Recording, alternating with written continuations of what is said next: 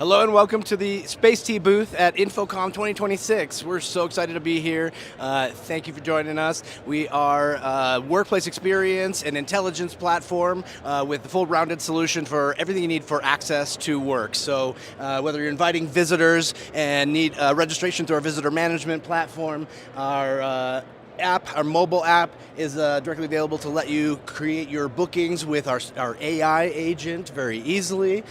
We have meeting room bookings and partners with lots of other providers here like Crestron, Steelcase, Logitech, Microsoft, Google. We integrate with all of your calendar providers as well, and also a lot of your sensor providers as well to gather all that occupancy intelligence on our platform to mine with our Spaceti AI agent very quickly to give you all the data you need to make important decisions about your space in general.